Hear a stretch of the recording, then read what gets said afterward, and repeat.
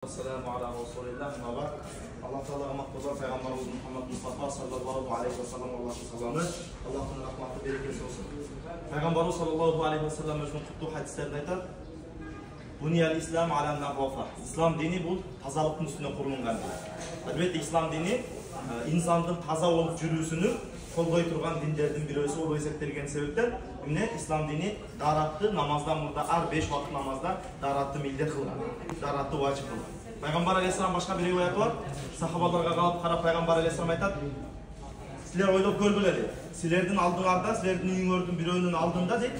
Bir janagындай darya olsa deydi. Muna oşul daryaga bir insan күндө 5 жолу oşul daryaga düşüp juunsa, muna oşul adamdын denesinde kir kalamı deydi. Peygamber aleyhisselam sahabalardan soruştu.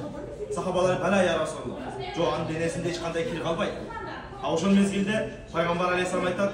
Bu insanın için darattagı namazdagı kudumuşu darya siyahtı deydi. İnsan 5 vakit namazını okup 5 vakit namazga daratına turgan bolsa, anın denesindeki kirler, taktap aytkanda denesindeki kılgan kolu menen, je közü menen, je oozu menen, je bolboso butu menen kılgan mayda күнөөлөрү мына ошондой жалбырак дараттан төгүлгөн сыяктуу болуп, мына ошондой төгүлүп түшөт дейт да. Кудай Таала мына ушул алып аткан дараттарыбыз менен, окуп аткан ибадаттарыбыз менен, мына ошол күнөөлөрүбүздү энеден туума кылып, күнөөлөрүбүздү мына ошол дараттан жалбырак төгүлгөн сыяктуу күнөөлөрүбүздү төгүүнү Кудай Таала насип кылсын. Жана дагы башка bir риwayat бар. Кыяматта дейт, мен сахабалар сурашат Пайгамбар алейхисаламдан. Кыяматта сиз үммөтүңүздү кантип тааныйсыз дегенде Пайгамбар алейхисалам айтат, bir insandын kapkara bir insan дейт, kapkara жылкылардын арасында bir insandын бети кашка, пешенеси кашка болгон жылкылар болсо, мына ошол жылкылардын тааныбай калышы мүмкүнбү дегенде сахабалар айтат, тааныбай калышы мүмкүн эмес. Мен дагы үммөтүмдү ошол сыяктуу тааныйм дейт. Алардын кылган таратын эсебинен тарат алганда жүздү жуабыз, дарат алганда колду жуабыз, дарат алганда башка мас тартабыз, дарат алганда бутту жуабыз. Мына ошол жууган мүчөлөрүбүз кыяматта аттын кашкасындай болуп жалтырап, нурданып турат экен да. Башка үммөттүн денелери капкара болуп көрүнсө Пайгамбар алейхисаламга, ал эми инсан өзүнүн үммөтүнүн дарат алгандарынын, айрыкча дарат алган инсандардын ушул дарат алган мүчөлөрү, дарат алган денелери мына ошондой аттын кашкасындай болуп, нурданып, мына ошондой бир нурдуу болуп турат экен. Ошон үчүн биз 5 вакыт намазыбыздагы даратыбызга бекем болсок, иншалла кыяматта махшар майданына барганда, мына ошол жерде Пайгамбар алейхисалам сиз менен бизди ошол жерде таанып алууга дагы өтө бир жогору түрткү, жогору бир жардам болуп эсептелинет экен да. Себеби кыямат ушул нерсе, кыямат деген ушундай жер, кыяматта махшар майданына ар бир инсанга күн найза бойлуу жакындап келет да. Элестетиңби, азыр канча 1000 километрдеги күн бизге канчалык ыстык болуп атат, канчалык кыйнап атат бизди. Ар бир инсанга найза бойлуу, пешенеңизде күн турган болот. Кээ бир инсандар кыз ашыгына чейин, кээ бир инсандар тизесине чейин, ал эми кээ бир инсандар ичине чейин, кээ бир инсандар мойнуна чейин өзүнөн чыккан терге өзү батып калат. Кээ бир инсандар көмүлүп эле калат дейт. Күнөөнүн көптүгү себебиненчи. А эми күнөөсү аздар болгон болсо, териси дагы азыраак чөптөр дагы азыраак терге батат дейт.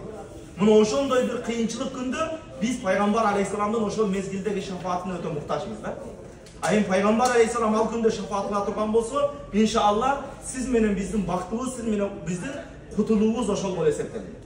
Ошого 5 вакыт намазыбыздагы даратыбызга иншалла бекем болсок, даратты бекем алсак, дайым дарат менен жүрсөк, дайым дарат алып жүрө турган болсок, иншалла кыяматта Пайгамбар алейхисалам сиз менен бизди таанышы дагы жеңил болот экен да. Эми даратты түшүндүрө турган болсок, дарат алганда биздин эми негизи даратта 4 фарз бар. Жүздү жууш, баштын 4төн 1 намаз тартуу, бутту кызлашып кошуп жуу, анан кийин колду чыканакка чейин жууш. Мына ушул 4 амал фарз. А эми биздин тарат алышыбыз сүннөт менен болуп эсептелет. Сүннөт жолу менен тарат алышты баштан көрсөтөлү.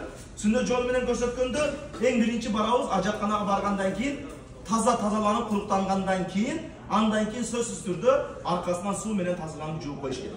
Аны дагы эске алышыбыз керек. Себеби bir ayet-i kelime var. Euzu billahi mineşşeytanirracim. Fihi ricalun yuhibbun en yetatahharu vallahu yuhibbul mutatahhirin. Sadakallahul azim. Peygamber aleyhisselam bir ayırdagı bir jerdegi adamlar tuuralı mına uşul ayet түшкөн mezgilde Peygamber aleyhisselam mına uşul ayette maktalgan insanlar kimdir dep barat. Bu ayet kelimenin manasını aytayın. Mına uşul tarafta bir insanlar var deydi. ал инсандар тазалыкты жакшы көрөт. Ал эми Кудай Таала тазалангандарды жакшы көрөт деген аят түшөт. Анан ушул аяттагы макталган адамдар кимдер экен деп пайгамбар алейхиссалам барат, издеп барат баягы адамдарды. Кур'анда макталган инсандар. Издеп барып жанагы адамдарды табат дагы алардан сурайт. Силер эмне тазалык кыласыңар? Кандай тазалык амалды аткарасыңар? Кудай Таала силерди Кур'анда мактап атат. Кур'анда силерди Кудай Таала тазалык менен мактап атат керек болсо. Таза адамдар деп мактап атат. Ошол мезгилде жана инсандар айтат, биз ажатканага барып кесек менен куруктанып тазалангандан кийин аркасынан сөзсүз жууп коебуз дейт да. Аркасынан истинжадан кийин сөзсүз түрдө суу менен тазалап жуабыз дейт. А пайгамбар алейхиссалам залика хуа дейт. Кудайдын мактаганы ушул себептен экен дейт да. Ошон үчүн истинжада суу колдонгондун абзелдиги ушунчалык деңгээлде. Эми албетте эгер жанагындай бир оорулуу инсандар болсо, суу тийгизиш мүмкүн эмес инсандар болсо, ага өзүнчө бир шариатта уруксат бар. Ал эми калгандарыбыз сөзсүз түрдө суу менен тазаланып жуулуш керек. Андан кийин анын аркасынан эмне кылабыз? Колду таза жуабыз. 3 жолу колду жуабыз. Кол жуугандан кийин оозго 3 жолу суу алабыз. Суу алганда өзүнүн мына ошол колду жууганда да, оозго суу алганда да, мурунга суу алганда да өзүнүн дуалары бар. Мен дуалардын арабчасын айтып, кыргызча маанасын да кошо айтайын. Кичине эстеп калсаңыз, ошо кыргызча маанисын кошо айтсаңыздар болот арада аткандачы. Биринчи, Алхамдулиллахиллази азхаба аннил ада. Аллах Таалага мактоо болсун, менден зыянды кетирген, менден ушул ыпластыкты, жамандыкты кетирген Кудай Таалага мактоо болсун.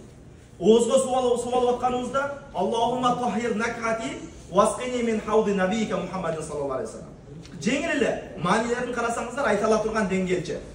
Оозго 3 жолу суу алып атканда Аллахым менин оозумду таза кыл, мага пайгамбар алейхиссаламдын хаузи кавсардан ичүүнү насип. Кыска, түшүнүктүүбү? Оозго суу алып атканда ушул дуаны окуңуздар. Аллахым менин оозумду тазалагын, жана мага пайгамбар алейхиссаламдын хаузи кавсар суусун ичүүнү насип. Анын аркасынан 3 жолу мурунга суу алабыз. Мурунга суу алганда оң кол менен мурунга суу алынат, ал эми сол кол менен кагылат. А эми ошол мурунга суу алып аткан мезгилде эмне дейбиз? Аллахумма арихни раихатал жанна ва ла тухини раихатан нар. Аллахым мага бейиштин жытын жыттатты. Аллахым мага тозоктун жытын жыттатпагын. Тозоктун жытынан мени узак кылгын деген мааниде. Мына ошол дуаны мурунга суу алып атканда окуйт. Кыргызчасын окусак жарайды. Андан кийин жүздү жуабыз. Жүздү 3 жолу жууп аткан мезгилде чаш чыккан жерден тартып асты моюн жуулбайт. Бирок ээктин асты жуулат. Түшүнүктүүбү? Ээктин астын жуабыз. Анан бул жагы бул кулакка чейин, бул жагы мына кулактын мына жумшагына чейин. А мына кулактын өзү жуулбайт, бирок мунунсу жуулат. То есть гажак менен мына кулактын ортосун могу жер калып кетпеш керек жууп аткандачы, кайдыгер болбош керек. Себеби бетти жууп аткандагы мына ошол амалдар фарз да, бет фарз болгон себептен эч жер калбаш керек. А эми бетти жууп атканда дуасы Аллахумма байид вajhi yawma tabyad wujuhu awliyai wa la tusawwid wajhi yawma taswad wujuhu a'dai. Allah'ım menin жүзүмдү нурдуу кыл, сенин досторумдун жүзү нурдуу болгон мезгилде. Менин жүзүмдү кара кылбагын, сенин душмандарыңдын жүзү кара болгон мезгилде. Түшүндүңөр? Кыска дуа. Аллах'ым менин жүзүмдү нурдуу жарык кылгын, сенин досторумдун жүзү жарык болгон күндө. Тактап айтканда кыямат күнү. Ал эми менин жүзүмдү кара кылбагын, сенин душмандарыңдын жүзү кара болгон күндө. Мына ошол дуаны окуй турган болсок, жүздү жууп атканда. Андан кийин колду 3 жолу жуубуз. Колду жууганда чыканактан 4 эл өткөзүп жууганыбыз жакшы. Түшүндүңбү? Чыканактан, себеп чыканак калып кетпеш керек. Кайдыгер болбош керек. 4 эл өткөзүп жуабыз, колду жууруш керек.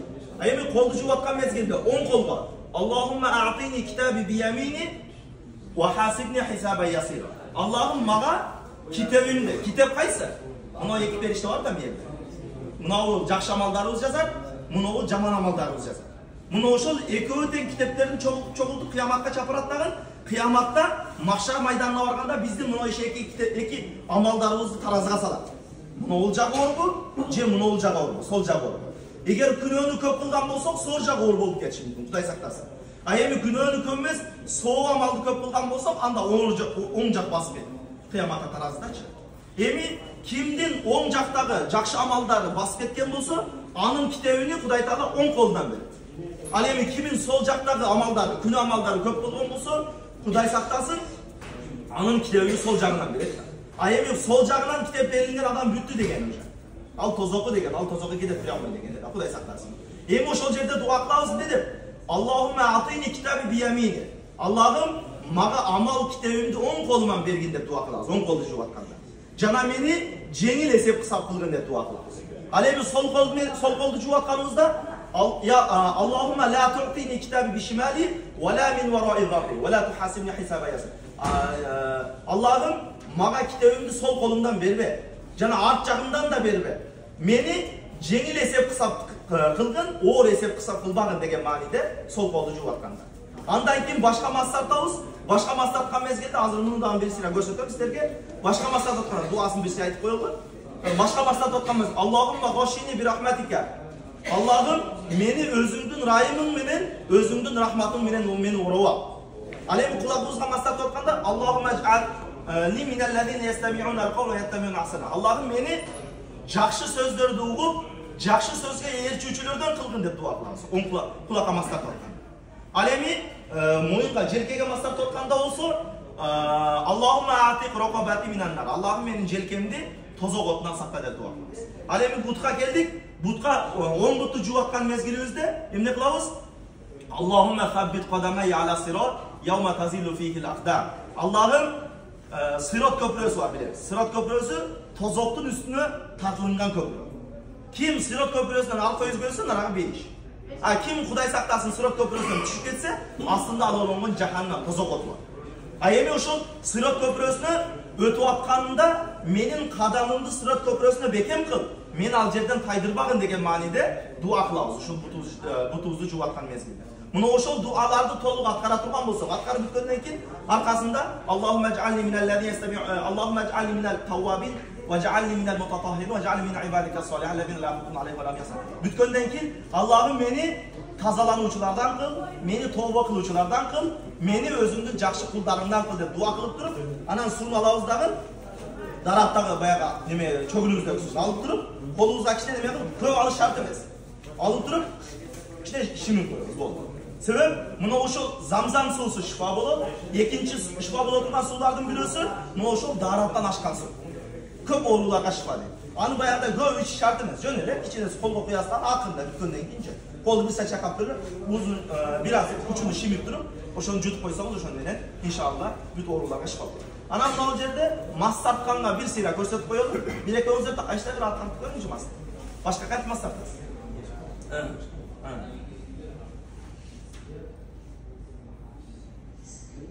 Altına kabir takmış. Daha kim takmış? Bir tatlı görünüz. Sizler bir tatınız var. Manda emi biz düşündüröl. Bu yerde bardığımızda kata var eken. Biroq joski kata, katurak kata var. Kata degende emne? Birinci bir nerseni düşünölü, şariatta ma'u musta'mal degen nerse var. Ma'u musta'mal degen işletilgen su degen. Misалы siz darat aldığınızda denegizde bir najas yok. Najas yok uçurda aldığınızda tazikti koyup tarat aldınız. Oşol tarat algandan düşkön suunu ikinci jol tarat alsanız tarat payda kılbay. İşletilgen su ikinci jolu bir nerseni taza kıla albay. Çünkü şariatın hükümü şu. Najas yok bolsa ya, najas bolsa o najas kılar. Najas yok bolsa ya bir jol işletilgen su ikinci jol taza kılbay. Oşondoy degen hüküm var şariatta, fiqhi meselede.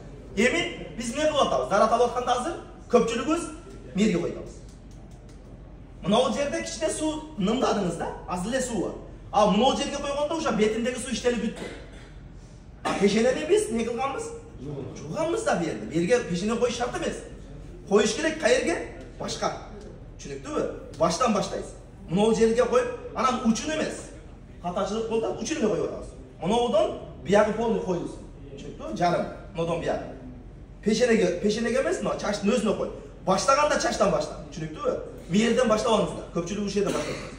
Başlaganda çaçka koyup, anan alkaga tarttığınızda, andan keyin aldık alıp gelgende, bunu odan bir yağı işledi. Bravo. Emi bunu odan bir yağı kaldı da. Uşul bulcağını kebirleri arkasından alıp geldi. Arkasından emez, arkasının özünün işi var. Bunu onun bir yağı menen alıp geliriz. Alıp gelip atkanda. Gitti arkaga, hayra alıp gelip atkanda. Buna. Uşintip durup, hayra peşine gelmez bunu da.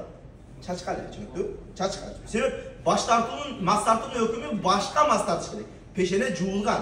Çünkü andan keyin bulcak alıp kelgenden keyin anan kulak mına ol barmak alıp ketken da işteli. Arkası anan mına olacak kaldı. Iki arka. İki arka mına olacak. Baş kiyim giygenimizde kaysıl yeri açık kalır. Кейбіреулеріміз мынау жаққа мін тартамыз. Күре тамырға деген нәрсені кім шығарған білмеймін. Қаяқтан бір жерден ушундай өкімдер шығып, жоқ нәрсе. Күре тамыр деген нәрсе жоқ. Кітаптерде не деп келеді фиқх кітаптерде? Ва масху рақаба. Желкеге мас тарту дейді. Түсінікті бе? Желке қайер? Желке мына. Мына мойындан кейінгі мына ушул жер. Түсінікті бе? Мына. Biraz yer ушул желке ол есептейді. Мына ушул жерге мына тигізіп қойасыз болды. Менің тишам шарт емес. Жөн эле тигізіп қойып, арқасында ашқан. Мына 3 бармақ қалған. Ушуну ушул жерге тигізіп қоямыз. Анан бутты жуып атканыбызда, бутта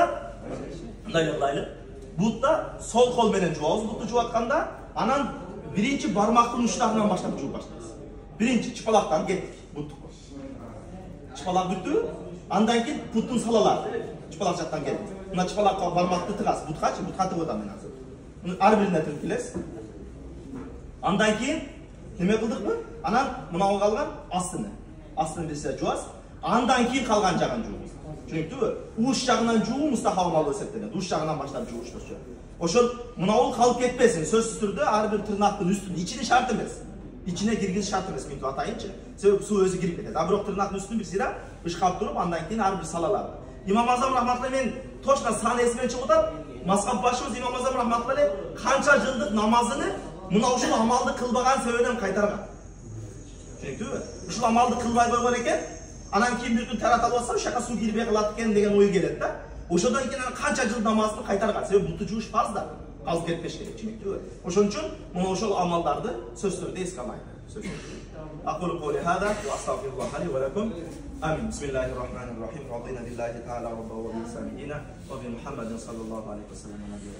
Жаратканга баардыгыбызды таратыбызга бекем кылып, тараптарыбызды, тазалыгыбызды өзүңө ыраазы боло турган, өзүң кабыл кыла турган даражада кемчиликсиз, нуксансыз кылууну өзүң кабыл кылгын я Рабби, өзүң насип кылгын я Раббал аламин. ربنا هب لنا من ازواجنا وذرياتنا قرة اعين واجعلنا للمتقين اماما. Ana hazır